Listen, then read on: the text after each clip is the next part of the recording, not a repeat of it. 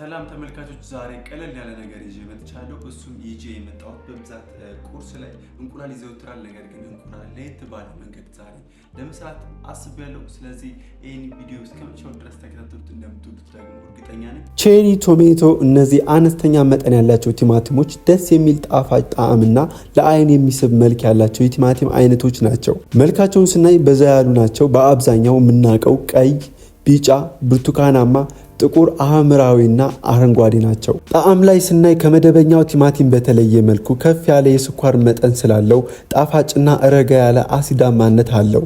ይህ ደግሞ ልዩ ያደርገዋል። ብዙ ጊዜ ለምን ይውላሉ ለሚለው ልክ ማንኛውንም አይነት ቲማቲም እንደምንጠቀመው ሁሉ መጠቀም እንችላለን። ይበልጥ ምን ላይ እንጠቀማቸዋለን? ሳላድ ላይ በመጥበስ ወይም ደግሞ ሩዝ ማድረግ፣ ሾርባ እና ዋነኛ እንደ ጋርኒሽ መጠቀም እንችላለን። ጥቅማቸውን ስናይ በቪታሚን ሲ የበለጸገ ሲሆን ከፍተኛ ቪታሚን ኤም ይዘት አላቸው።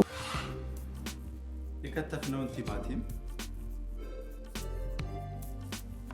ጨው፣ ሎሚ፣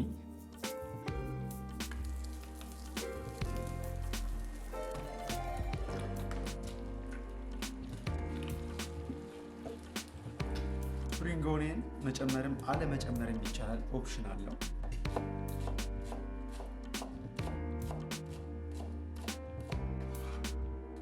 ወይም ደግሞ ስፕሪንግ ኦኒየን። በእነዚህ በሁለቱ ፋንታ ቃሪያ ለስለስ እንዲል ፍሬውን አውጥቶ አድቅቆ በመክተፍ መጠቀም ይቻላል።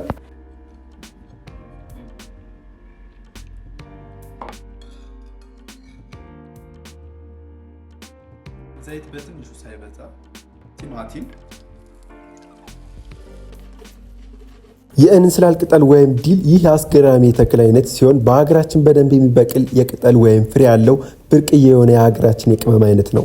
ግን ብዙ ጊዜ ባለማወቅም አንጠቀመውም። በተለይ ወደ ከተማ ያለን ሰዎች አናቀውም ማለት ይቻላል።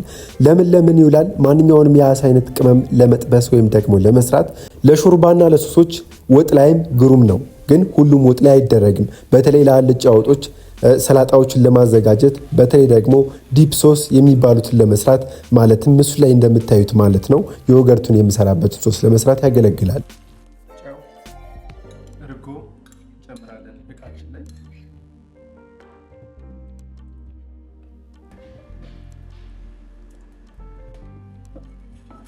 እንቁላል፣ የጠበስነውን ቲማቲም፣ ሊድ፣ ዳቦ፣ አሁንም እርጎ፣